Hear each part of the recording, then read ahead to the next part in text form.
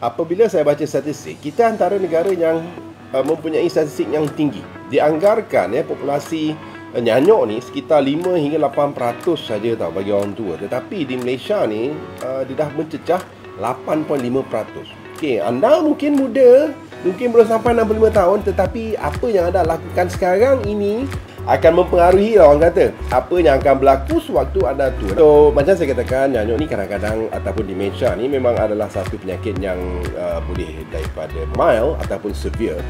Mild ni ringan lah, severe ni teruk. Pendapat saintis, dia adalah satu penyakit yang progresif. Semakin lama semakin teruk. Memang saya katakan dia berkadaran dengan usia.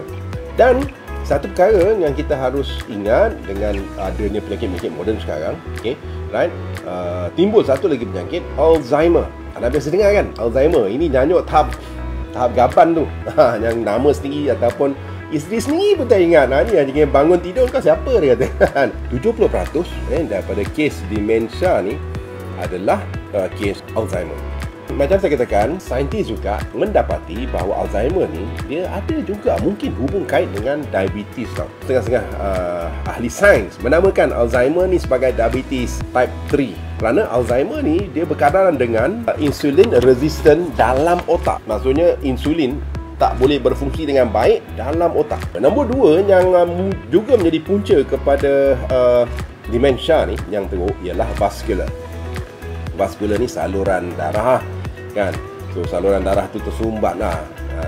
Tersumbat ni banyak sebab, antaranya radikal bebas, stres oksidatif, trauma ni, kecederaan lah.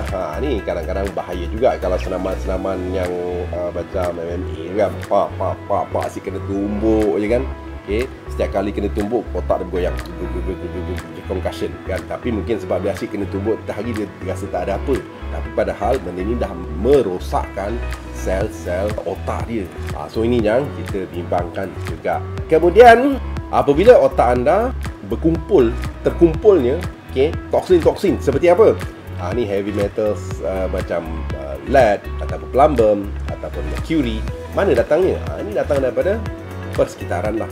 Kadang-kadang kalau kita makan ikan yang tinggi mercury, ataupun setengah orang, ini especially wanita, yang sapu krim-krim pemutih muka tu yang mengandungi mercury, anda mempunyai risiko untuk mendapat penyakit nyanyuk lebih cepat. Kemudian masalah tumor, ketumbuhan lah, dia boleh jadi kanser ke, ketumbuhan biasa ke, okay? Still benda ni akan menekan dan ni akan menyebabkan kematian sel-sel otak dan boleh menyebabkan masalah dementia. Mungkin juga disebabkan oleh ubatan. Ya ke? Ubat-ubat pun menyebabkan nyanyuk ke? Ada setengah ubat. Ubat antaranya ubat tahan sakit jenis opioid. Jenis yang ada kodin-kodin tu. Ni kalau diamalkan secara berterusan, mudah dia dapat masalah brain fog ataupun masalah dementia, masalah nyanyuk. Kemudian ubat darah tinggi yang jenis beta blocker. And then ubat statin dikatakan pun boleh mempercepatkan masalah nyanyuk. Okay? Kemudian ubat-ubat penenang ni lah jenis Valium, benzodiazepine ataupun ubat psikotropik seperti tricyclic antidepressant. Ni untuk orang yang ada masalah kemurungan yang serius. Dan antihistamin jenis dulu, antaranya seperti Piriton, ubat tahan gatal. Kan makan Piriton tu mengantuk, rasa macam paruh kan. So itu pun kadang-kadang kalau diamalkan secara berterusan boleh menyebabkan masalah pada minda anda. Dan termasuklah diphenhydramine, itu yang ada dalam Benadryl. Kan biasa dengar buat batuk Benadryl kan.